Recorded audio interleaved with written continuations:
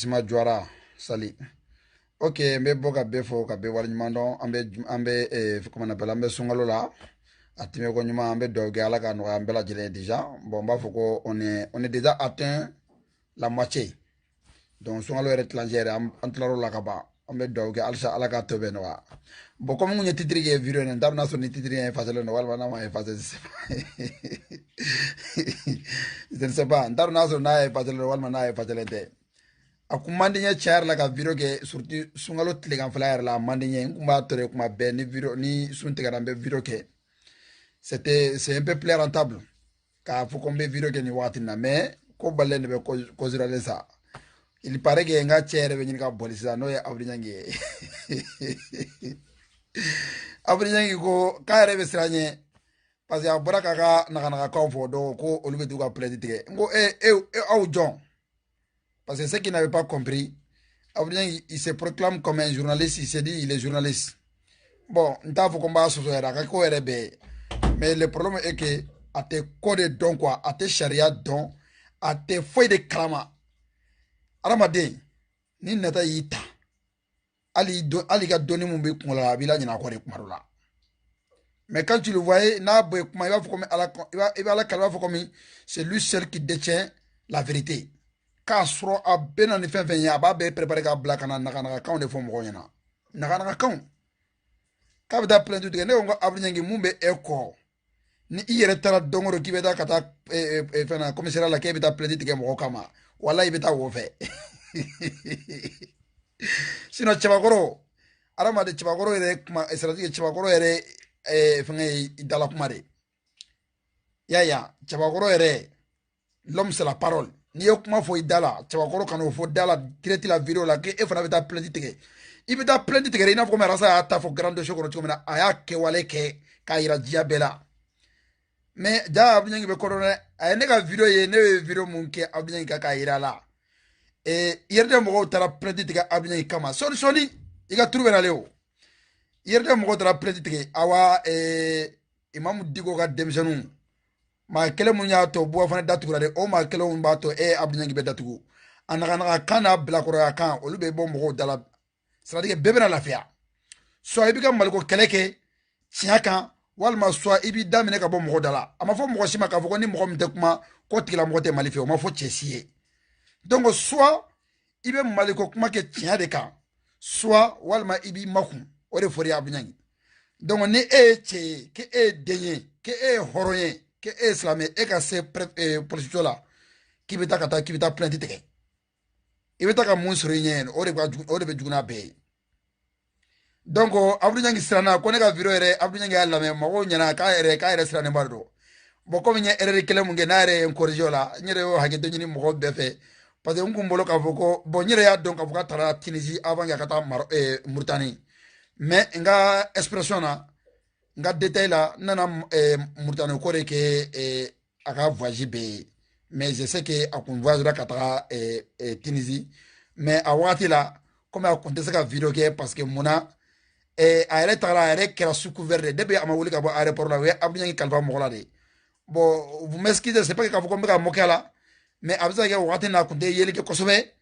bon u ye fɛn fɛn kɛ u ye Abdou Niangi u y'a don c'est-à-dire u y'a kɛ i n'a fɔ ko bagaji de ka kalifa mɔgɔ la ka taga Tunisie donc ala selen Tunisie fana comme n yɛrɛ y'a fɔ a ɲɛna n y'a prévu yira a la wari dira mɔgɔ min ma a ma di Abdou Niangi yɛrɛ tɔgɔ la parce que Abdou Niangi a kun ye a ka papier kɔnɔ handicapé de don un handicapé c'est comme si quelqu'un qui n'est pas normal il a moitié donc s'il a moitié mɔgɔw fana bɛ siran donc o ma foyi dɔn a yɛrɛ tɔgɔ la hôtel taara mɔgɔ de tɔgɔ la wari cira mɔgɔ de tɔgɔ la Abdou Niangi yɛrɛ taara dɔgɔtɔrɔso la mɔgɔ de tɔgɔ la donc foyi a wagati la a kun tɛ se ka photo foyi ta k'a b'o publier mais comme ani buwa tagara Mauritanie o y'a sɔrɔ déjà alhamdulilayi bon an balimakɛ mun y'a furakɛ bon comme n ko taara a tɔgɔ fɔ bon Dieu merci o kɛra sababu ye bi a bɛ bonne santé la dɔɔni hali n'a sɔrɔ ni c'est pas totalement guéri bon ani buwa ka tagali kɔni a y'o photo ta n'i ye kuma fila fɔ Abdou Niangi ka voyage ko kuma kan dɔrɔn i b'a ye sinikɛnɛ dɔrɔn a bɛ n'o photo kelen ta a b'a publier sinon n'a y'a sɔrɔ ni Abdou Niangi k'a kun b'a hakili yɛrɛ a hakili kun dafalen kun dɔn ko il était un homme normal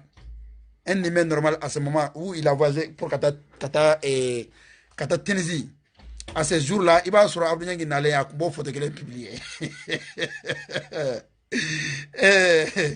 À bon photo qu'elle publié. Ya, mais fa be nyini ka donga chela kwa. Abdou Niang ko ma ko ngake ala ni kira kama. Ko al nazro ko ko ngake ala ni kira kama quoi. Quand tu en trop faux, à te critiquer, à te faire voir récemment ko bo ko nga trop faux dablango te. Parce que blakura mun b'a bolo a kun bɛ nafigiya mun na ani a kɛra sababu mun ye ka jeunesse fara fara ne ko n ko n b'o de yirara A plus B. Quand tu vois la jeunesse malienne est divisée aujourd'hui, a kana taa ɲini yɔrɔ jana Abdou Niang de kɛra soso ye.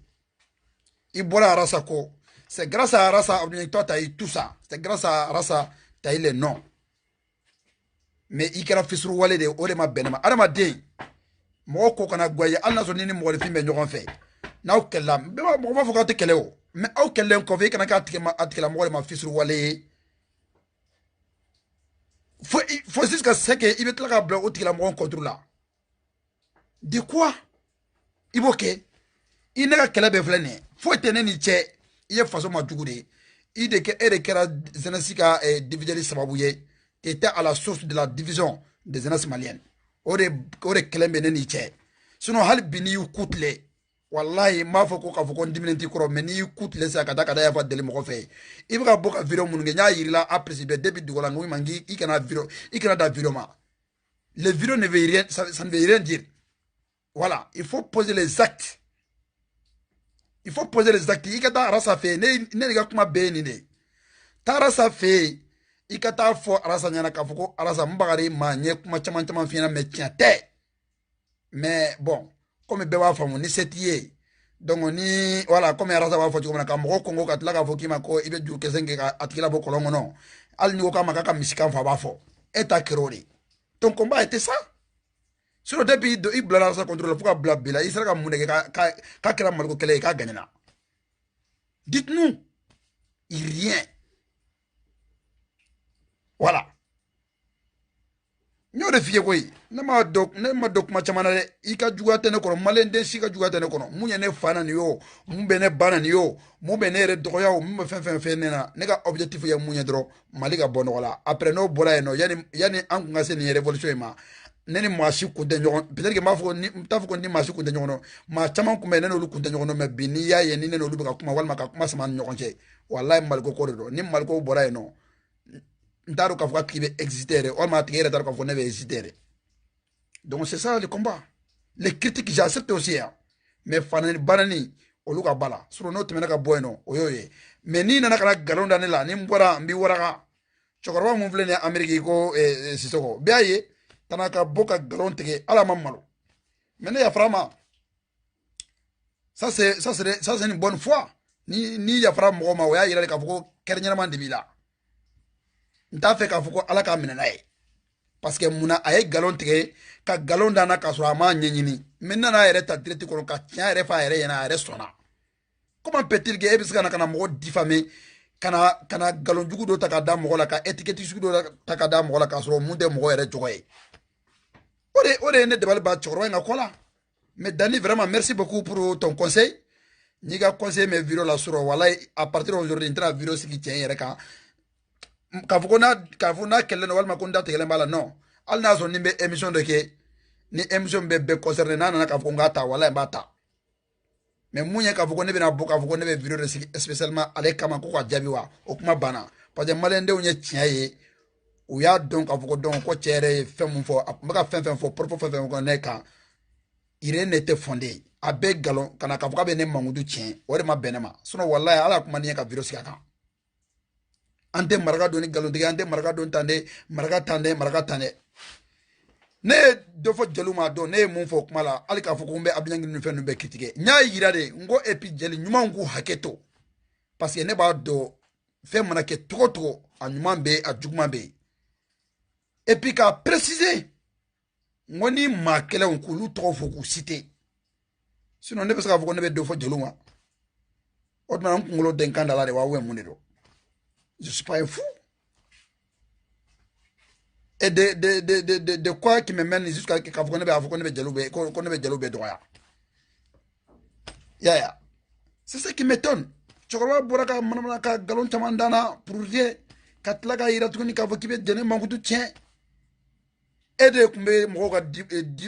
qui est diplomatie. Waye Aube Genefe. Mais il va m'envoyer à Kofe. C'est-à-dire que nere bon nere taro mo do bene ube krowa hakilla kwa med c'est-à-dire que ngane sukolo la kwa uwe ngane u hakilla kwa ute krowa kwa wode bene debale bangwa. Wode bene debale ba.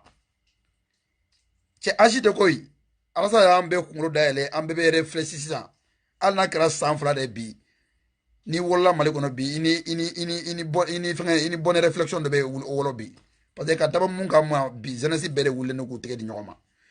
et puis anya yira bela bebe fili alasa yere afoka fo ale rebe fili akoda fili kan atle aw bolo ka fo ambe mo ko la ambe faso ko la ni faso dira bi ante nyoma sala la yere ya ye al ni maragaw yu daro politique ko la comme yere ga kuma la fen wore to koy c'est-à-dire que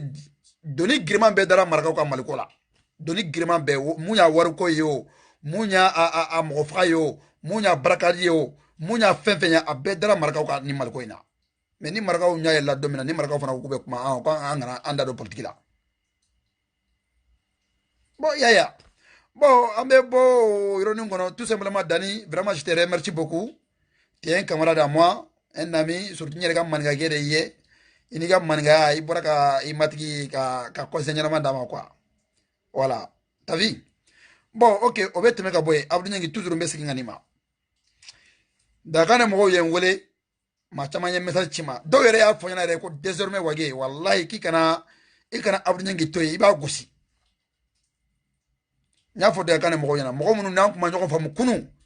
nte jigi masila ka fo kuima ko iga mirna e munya ne kan ka fo ki kana ke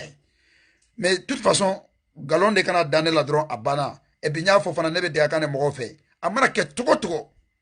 c'est vrai le Mali est avant tout mais ni Mali ko bora no bi ne de kana mo de ka surni ma chama yene ne ma chama mekele ngono a chama donc yaro surti Abdou Nyangi ne to kuma refere ni ne fuko ne be de akane moto Abdou Nyangi bolo ko ko ne be Abdou wala ka de akane moto Abdou Nyangi bolo Abdou Nyangi ko lu manipuler Abdou Nyangi ki yere servi o la ne duma kalama wala ko ka fuko ne te horonye o ko ka fuko ne te dambetike o ko ka fuko ne te de akane mo fe donc c'est raison pour laquelle moi je me mêle dans ce combat là pour clarifier la vérité entre Abdou Nyangi et le de akane parce que ne balma do ne singuro do maragaw do donc comme ni arama de ni mena mo kana nya la wati mina aka iki to fana tiki fana ka yelmeka parce que Abdou Nyangi masaka ni débat ye à fond pour que ka yira ka fuki be boka ki sigi ka ibika gushi parce que Dakar mo ye fem be sugu beke ibeka ils ont tout fait pour ibeka ali bi ado yere be no nuka balma do datkele me nyona ka da sawa wa ni ibeka supporter ko insama wala na fraka fuko ibeka kelen sigira itara ka da lairu ta mo ya en 2013 ima saka foi bona sray mais en 2018 no luma kelen tula ka tuki ko tuguni no luma saka fin ore sur e bolo au retour quand même wal nyumando ya ko ne o kanga kuye kwa Dakar mo ko nganga mérité no par le gouvernement malien ce que tungara fleni c'est vrai ce que tungara bora ay kuma mo fo odon ni ne re nyinga personnellement ma fo ko re no mais ni ne nyinga personnellement ce que tungara ka goshili ko fe Dakar ka mo ko mega libérer doni fo ka ta ban e mo la ngolo mi di doke bita kosinga problème be Dakar mo kosinga ko la e be ko réguler e jo bla ko be ko réguler délégation tarafin mun kama ka kuma sugu beke kata manona kan fo mo yana ki yere ke grangelier ne diga problème be flene Abdou Nyangi wallahi billahi ma fi albi problème faut être ni tché je n'ai rien contre un malien contre personne mais hashira ni besongonia ni nyangoya ni juguya mo fimbo sira a dusukolo la ka ke sababu ka malien don to diviser o de mandine ne to référé voilà et notre menaka boye bo fana ko gros poisson be ko o fana be mine comme ale ya ka minali don ni mo ko de mundo comme ne ma songa kuma parce que ni kuma wagere ka teli c'est ça le problème buwa fana ya don domina ka fuka lebe mineka be de kasola wallahi buwa fana intervention do ke kata yafa dele diko ka mo fe folo yani akunga mine mais aya donc ka fuka réaction réagima ki o mai réagi plentima bo ay jagwa émission ni sigi ani viable ngo sigi ya ni viable mbora ka kuma viable ba do ka fuka mumba ko abaro ka fuka keba ko viable ba fuka viable ne ba do ka fuka keba ko mais autre mundo ne o de fore. J'ai en train de parler dans cette vidéo là, c'est pas pour me présenter en tant que CDR. Mais je vais vous dire que je vais vous dire que je vais vous censé de faire une vidéo là. Une vidéo ni CDR côté nous sera là. Faut me reconfirmer. Ni CDR côté nous sera là. En tant que un fils de comment appelle de sunnite, en tant qu'enfant de Imam Diko, en tant que Wahhabite. Donc je vais vous dire une vidéo de Kama. Sursube ngoy sursube ko bene donc allez bon don abunyangi ba don bo fana ya ta don déjà le problème c'est là mais en tout cas donc akoko gros poisson memine anyore fo na anko mba ndado ni détail na kafuka mba ni détail ko sobe abunyangi comme yere ko ya famu ko wage kuma mu fo ya famu ko mina chief salama billahi ni kuma fo kibe diko kam manamana kambo ida kafuka abita plainte tike ko mo mo ko ka don ta boda ko sia ko de ko mene ko me abdangi kulo tenwo e abuka fuka abe hydrafe est ce que en réalité abe hydrafe parce que awte mon kalama awa fuka abita plainte tike ne be yorom na bi c'est vrai ne sunala mo hydra ye sunala mo be menacé ay janati kuma sugu be fo mais ni ko bi ko ka hydra mine mal kono wallahi billahi sunene do amani ne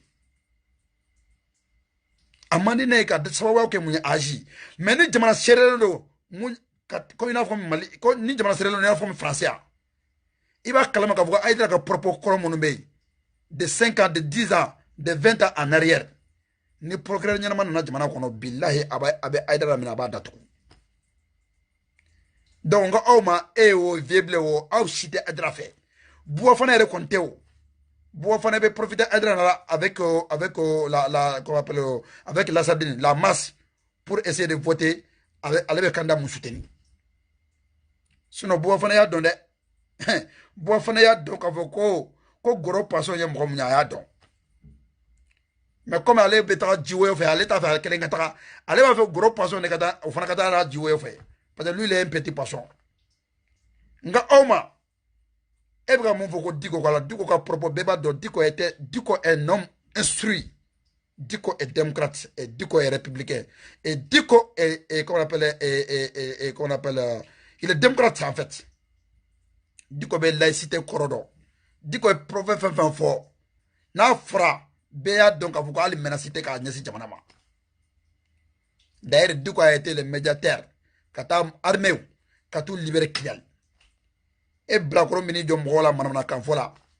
ko e beta plainte tigere ko mo ni take atra kuma mu fo bi ambe to mena ko bi ni enquête be daele amsa fo ko amsa ali atra soupçonné et Abdoulaye Aziz ka sala parce que Abdoulaye Aziz c'est un sunnite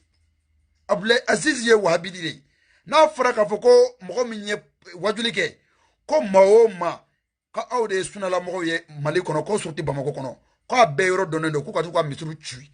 ka tu ka duchi ku be fara ku be kafiru ye o tigila mo be balola e o ke wale be ka ke mali kono awo wona ma ko wa wona ma kala wa hongo ma kala way mais ne kungulo de be barake c'est mon cerveau qui travaille mon frère na so no propos galo ko doga bo billa asadri mo do trakata nga inbox la ko mbega okman numfo ko ngana si okma ka ko parce que ko c'est quelque chose qui peut amener encore les enquêtes ngo wala ngo bile a ko juguye mais domina adra ko men ko ngaro ko metigere fola fa wa fo ko ya bani nyafo o yana ngo asadini mo ko mo mena ka fo ka bena manana ka fo ne inbox la ne ni mo do la ni mo mi ni ala yi kuna dia ki ye do denye ki ye masabal denye wallahi iti kofle banani kila ni fanani kila quoi fanani kila la quoi c'est pour ça que moi j'ai dit ngo fait 20 kada ye afo mais nega bega boni kuma me doka fo ko golondo nete adra kuma inventere nte tuko ta ka da adra kan ne ngo Aïdara ka kuma koro galon de wa tiaro o be sona ko tiaro mais nga bana abana ma be flene ne ma kuma fo evante ka da Aïdara la ma kele ma evante ka da la billahi mais karamgo yere kere ka kuma koro n'a fɔra ko k'a nɔ minɛ bi Aïdara tɛ su tile kelen a t'a kɛ kɛnɛma tile kelen Aïdara man kan ka kɛ kɛnɛma Aïdara ye kumakan mun fɔ ani bi cɛ aw ni Ala cɛ sunamɔgɔw menacelen don wa u menacelen tɛ maliyɛnw an ka tiɲɛ fɔ sa propos in fɔlen ni bi cɛ sunamɔgɔw menacelen don wa u menacelen tɛ c'est ça que je veux savoir Ibrahim Kontaw minɛra o ye fɛn kɛ a fɔra ko Diko ka denmisɛnnin de kun don o kun bɛ Diko bolo kara la ni Abdou yɛrɛ bɔra n'o kuma ye ok an b'o yɔrɔnin kɛ o ye kɛ mais Abdelaziz ta kɛra est ce que mɔgɔ min y'a fɔ a est ce que sunnalamɔgɔ de y'a fɔ o bɛɛ ka tigɛ bɔ yen ni bɔ fana bɔra ka propos mun fɔ ni bɔ fana kun t'a dɔn k'a fɔ Aïdara ka kuma fɔlen ko fɛn ma ba la ni fɛn kun bara o don bɔ fana kun bɛ nin kuma fɔ mais bɔ fana y'a kuma fɔ parce que Aïdara ye mun fɔ o kun ka jugu ni nin ye o kun ka jugu ni bɔ fana ta ye maliyɛnw bɔ fana ye kuma mun fɔ Aïdara ta de ka jugu n'a ye mais bɔ fana y'a dɔn k'a fɔ ko parce que Aïdara y'a fɔ ka kɔrɔ ko karamɔgɔkɛ y'a fɔ ka kɔrɔ o kosɔn donc ale fana bɔ donc n'ale seginna kan ko fɛn tɛ b'a la o de kɛra problème ye mais an t'a fɛ balawu ka wuli an b'a fɔ karamɔgɔkɛ ɲɛna qui se comporte comme un vrai, comme un leader, comme un grand prêcheur. C'est-à-dire que on denmisɛnninw bɛ réagir ka kuma sugu minnu dɔw fɔ ka tila ka bɔ ka yafa deli ale yɛrɛ bɛ tila ka bɔ k'o kuma sugu ninnu fɔ o man di anw ye bi i kɛra au conseil président ye i tɛ ka mɔgɔw fara ɲɔgɔn kan kuma sugu bɛɛ bɛ ka bɔ i da bon ni mɔgɔw wulila tuguni ka réagir tuguni u b'a fɔ ko nous sommes contre Aïdara nous on n'est pas contre Aïdara. Personne ne contre lui. Personne ne contre lui. Voilà. Moi, personnellement, Dinako Fanfala, ne contact à tableau, ne t'a adhéré à l'Yorokele. Et Mbaro Fana Mahoma qui est Slamia à Kika de fait. Voilà, tu vas jamais associer à Aïdara. Parce que Saboula Mamoko Salite Slamiaye, Djagabote Slamiaye, Hijite Slamiaye, Fen Chaman Chama, Aoul Befo. En dehors de tout ça, là, qui peut dire qu'il faut qu'il y ait un vrai qui est comme on me sait là de Ardina Kataminunga. Donc, il y a un faux. C'est depuis là, il va donc avoir un vraiment. Voilà. Maudo Tulembako, n'était Jido là, d'autres Kalama, mais d'autres éléphants beno, l'utaide, parce que Djegoulou de fait nos sur là, donc on se profite avec lui et puis c'est tout. Balma, on est donc mené pour le vidéo Kungourniadron, Abdouyan Israël, au Kebako. Irde Moro. Mbe mɔgɔ minnu ye n wele k'an féliciter n ka vidéo na ka rappel kɛ n b'aw fo n tɛna mɔgɔ tɔgɔ fɔ n y'o de fɔ n tɛna mɔgɔ tɔgɔ fɔ vraiment aw fana ye n ka vidéo a y'a considéré a diyara n ye a bonyana ma sabula aw tɛ se ka aw sigi en tant que un grand parti comme IRD ko un bilakoro mɔgɔ fitinin ko denmisɛnnin fitinin dɔ bɛ bɔ ka nkalon sugu dɔw ta k'a da aw la ka étiquette sugu dɔ ta ka da aw la ka aw mangoya mɔgɔ bɛɛ Mali kɔnɔ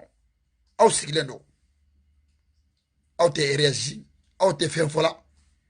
aw dun de y'aw soutenir c'est-à-dire mɔgɔw ye farala aw kan an farala ɲɔgɔn kan an ka hakilina nɔfɛ a n'a ka baara hakilina nɔfɛ donc o kama an t'a fɛ k'a fɔ ko sini k'a fɔ ko bi komi an tɛ ɲɔgɔn bolo k'a fɔ ko sini an ka kɛ ɲɔgɔn ma jugu ye mais n'aw m'aw jɔ o jɔyɔrɔ la an b'aw placer n'aw m'aw jɔ aw jɔyɔrɔ la an b'aw placer mun bɛ fɔ aw ye dɔrɔn o dɔrɔn de bɛ fɔ aw ye n'aw m'aw jɔ o jɔyɔrɔ la aw bɛ placer c'est tout hein voilà ne kɔni bɛ mun kɔni fɔ dɔrɔn o y'o de ye n balimaw k'a fɔ aw ɲɛna k'a fɔ ko ala ka tile yɛrɛ d'an bɛɛ lajɛlen ma sunkalo tɛmɛko ɲuman ala ka nɔgɔya silamɛden bɛɛ lajɛlen ye Mali kunkanko problème bɛ yen nɔ bi a problème tɛ ban an tɛ se k'a bɛɛ citer mais an b'a fɔ vraiment k'a fɔ ko a nɔgɔyabaga ye ala ye mais a bɛ dépend anw yɛrɛ fana ka dusukun na an n'an yɛrɛ ka ɲɔgɔn kanu an n'an yɛrɛ ka ɲɔgɔn tagama an n'an ka comment on appelle jamana kanu k'a dɔn an dusukun na n'an y'o kɛ k'an fara ɲɔgɔn kan C'est vrai, je suis d'accord. K'a fɔ ko an tɛ se ka fara ɲɔgɔn kan à 100%. Mais adamaden mun mana kɛ hɔrɔn ye n'i ye mun tiɲɛ don min na dɔrɔn i ka bɔ n sɔnna nin na hali n'a sɔrɔ ni kurun kun bɛ yan fɛ c'est pas un problème. Ala yɛrɛ ko ko maa ka d'a ye maa min y'a dɔn k'a fɔ k'a kun bɛ fili kɔnɔ ka tila ka segin ka na ale ala ma a ko mɔgɔ sugu ka d'ale ye. Donc o kama de an b'a fɛ a mana kɛ côté côté ni fili bɛ yɔrɔ min na an ka kɔrɔja an k'an bolo di ɲɔgɔn ma jamana in taaɲɛ ne kelen ka intérêt tɛ e kelen ka intérêt tɛ bɛɛ lajɛlen de ka intérêt don sinon n'a y'a sɔrɔ k'a fɔ ko an k'an dabɔ jamana kɔkɔ la ko bɛɛ k'i ka so wa ko bɛɛ ka kuma n'i ka so ye ok an bɛɛ b'a kɛ ye mais ni insécurité n'a tɛmɛra bamakɔ don min na ka tɛmɛ bamakɔ la a bɛ se bɛɛ ka village ma a bɛ se bɛɛ ka so kelen kelen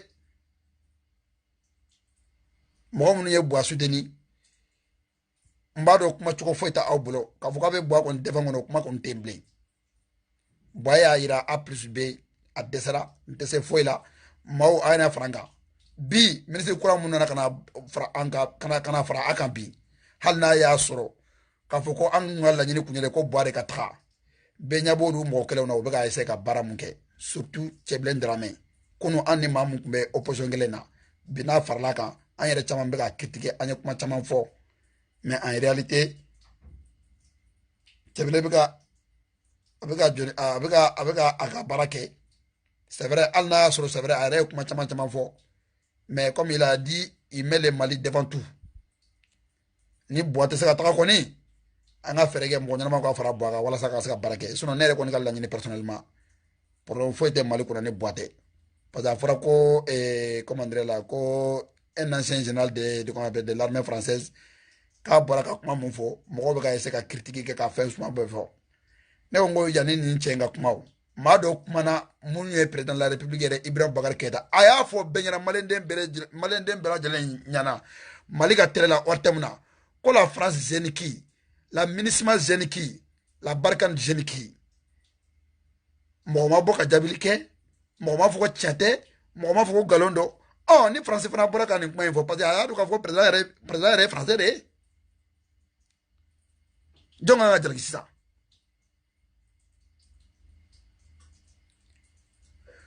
Merci beaucoup. Mbado mɔgɔ ka inquiétude ye jɛnɛ ka libérali ko ye. Moi je pense que comme an y'a fɔ ko an tɛna na n'o débat ba ye k'a fɔ k'an bɛn'o bila kɛnɛ kan parce que ko caman de b'a kɔkɔrɔ mais ni Ala sɔnna ma an balimamuso bɛ bila a bɛ bila kuma dɔw bɛ yen nɔ ne yɛrɛ kɔni t'a fɛ k'a fɔ n da la tiɲɛ yɛrɛ la parce que n'i ko k'i bɛ kuma cogo dɔ la voilà donc a kuma ka ca ne kɔni tɛ kuma mais ni Ala sɔnna ma a bɛ bila dɛ n kɔni b'o fɔ aw ɲɛna. A kɛra mun ye k'a fɔ k'a ka bila waati min na o waati yɛrɛ tɛmɛna an yɛrɛ la déjà on sait même pas quoi faire maintenant an kɔni b'an sigi ka ko lajɛ problème yɛrɛ kɛra mun ye plainte tigɛra jɔn de ye plainte tigɛ walima k'a fɔ ko jɛnɛ minɛra jɔn de y'a tubabu kɛra a minɛra o de kɛra malo baara ye ka se ka o yɛrɛ sɔrɔ an tigɛ kɔnɔ n'a fɔra k'a fɔ ko donc ko juge dɔ sɔrɔla ko mun y'a bolo don a ka dossier kɔrɔ an tɛna don dossier in kɔnɔ mɔgɔ min b'a kɔnɔ mɔgɔ min ye plainte don n'a tigilamɔgɔ bɛ o dossier kɔnɔ donc an b'a fɛ k'an sigi ka a déclaration lamɛn des jours à venir c'est tout ne kɔni ɲɛ bɛ mun na mais jamana in basigili o de y'an bɛɛ lajɛlen ka hakilinata ye an bɛ ka mɛn ko wa buwa fana ka libération bɛ kɛ parce que k'a ka jugement bɛ kɛ le 6 k'a bɛ libérer o dɔn ne t'a dɔn je suis pas un juge ni un procureur ni un avocat mais c'est que sûr maa o maa k'a fɔ k'i bɛ condamner nin cogoya kelen na i ka jugement ka teliya o tɛ baasi ye o kana mɔgɔ si jɔrɔ parce que munna a bɛ kɛ de pour que k'a yira la parce que ale minɛra ku mun kama o donna a yɛrɛ sina ka sɔn et puis bɔ fana y'a signé fana k'a fɔ ko a ye propos mun fɔ ko ale de y'a fɔ a ka vidéo y'a nɔ minɛ sɔsɔli ma k'a la foyi ma k'a la article bɛ yen nɔ mun y'a yira la k'a fɔ ko n'i minɛra i bɛ juger yɔrɔnin kelen na awa n'i ma mɛn kaso yɛrɛ la o ye san 5 ye sinon i bɛ se ka san 10 kɛ kaso la n'a fɔra k'a fɔ ko ka jugement fɔra k'a fɔ k'o bɛ kɛ hali sini o man kan ka jɔrɔ aw la parce que a bɛ se ka juger sinikɛnɛ bɛ a bɛ se ka don kaso la a b'a ka san 10 kaso kɛ c'est possible mais n'a fɔra k'a fɔ ko buwa fana bɛ juger le 6 ko o buwa fana kelen bɛ libérer o don an dun b'a dɔn ka mɔgɔ minɛ nin cogo la ka i bila kaso la propos mun bɔra da o propos ka jugu ni fɛn bɛɛ ye parce que o menace kelen bɛ Bamako kɔnɔ o menace kelen bɛ wahabiyaw kan k'a fɔ ko Buwa fana bɛ se ka libérer ko yafa deli par la bouche mɔgɔ minnu bɛ ka mina français yan nɔ n'u bɛ assignation et résidence la n ka caman yɛrɛ lasira de u ye yafa deli mais pourquoi u tilala ka taa bɔ ka tuguni ka taa crime kɛ ka taa mɔgɔ faga mais on a vu beaucoup de gens mon frère ils ont été à la résignation et résidence française démissionné caman Ali Mohamed Mera il était comme ça c'était un élément dangereux u y'a signalé ka fils SK kan mais n k'u y'olu mɔgɔ kelen bila u tilala ka acte wɛrɛ kɛ sisan yɛrɛ o yɛrɛ mankanba de France yɛrɛ da la parce que u ye k'a fɔ de ko wayi a bɛ mɔgɔ minɛ k'a fɔ ko a bɛ ka kɛjugu wale ta ka ɲɛsin France ma walima ka ɲɛsin France peuple ma a bɛ tila k'o tigilamɔgɔw bila et sini ma sini n'o nana ko kɛ tuguni a b'a fɔ ko wayi k'a kun t'a dɔn ko parce que il est gentil il est comme ça mais c'est faux donc que Bouba Fane assume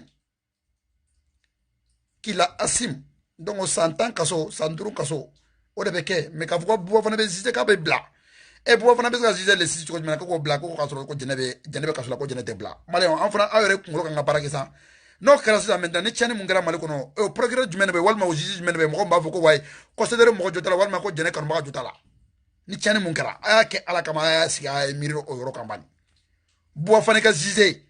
le 6 o Bouba Fane kelen ka tila ka libérer o même si k'a sɔrɔ jɛnɛ ma libérer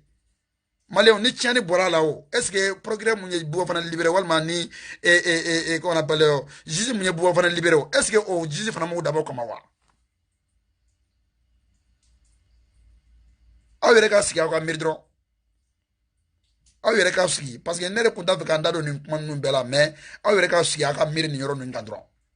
moi à mon avis comme u bɛɛ b'a fɔ Baba Kamara ninnu fɛn ninnu bɛɛ u bɛ ka ne kɔrɔfɔ u ka fɛnw yɛrɛ ko ouais ko je suis pas intellectuel Baba yɛrɛ ko mais ko je suis un grand manipulateur ne t'a dɔn ne bɛ ka propos minnu fɔ k'a fɔ ko mun ye manipulation ye je ne parle que de la vérité hein parce que ne ka kumakan tɛ minnu bɛ ka fɔ fɛn kɔnɔ ne bɛ ka kuma n'olu de article ka kumaw de don mɔgɔw ka minɛ apologie du terrorisme que e ka jugement ka kɛ ko tila ka e yɛrɛ lase k'i k'e bila que ça soit u y'i bila sous condition walima k'i bila cogo dɔ wɛrɛ la o ko maa wɛrɛ bɛ yen nɔ ko minɛlen don o ma fɛn wɛrɛ foyi kɛ ko banani ko fanani ko y'o dɔrɔn de kɛ o tigilamɔgɔ tɛ bila mais maliyɛnw an b'an yɛrɛ ɲininka n'a sɔrɔ ni sariya ko de don wa walima ni mɔgɔ ko de don an b'an yɛrɛ ɲininka qu'on va se poser la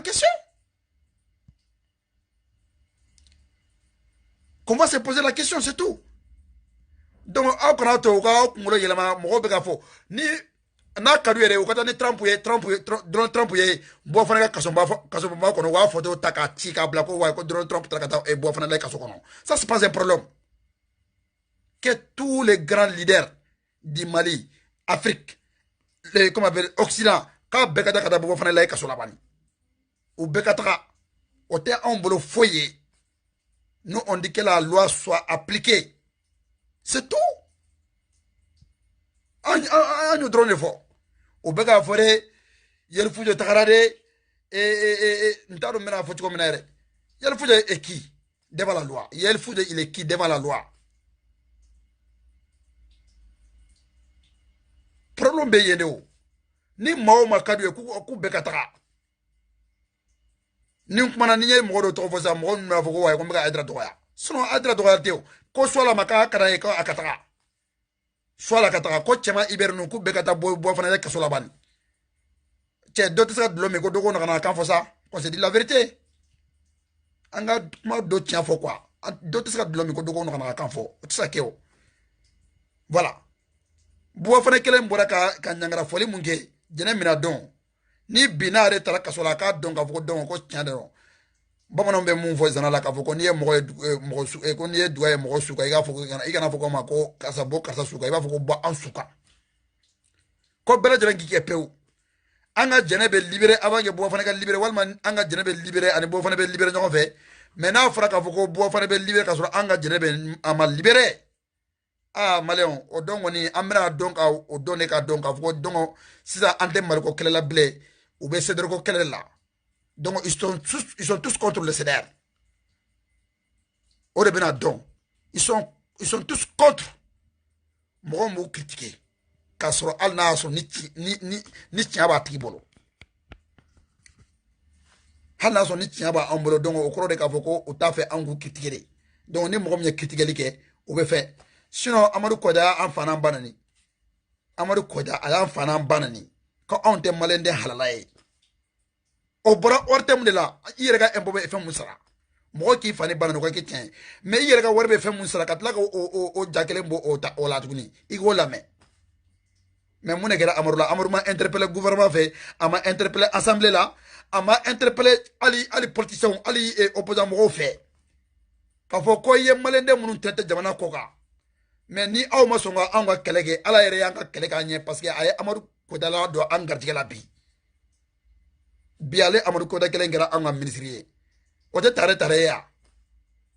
o tare ni Amadou nana ayre sigile ananga passeport nanga carte ni naw ananga carte de séjour nanga nationalité français ou double nationalité ka bebo ga yira la o do ka nyininga aga sigidala kay nantukuni. C'est là que Amadou va savoir si nous sommes des vrais Maliens ou on n'est pas des Maliens. Ils vont nous dire ça.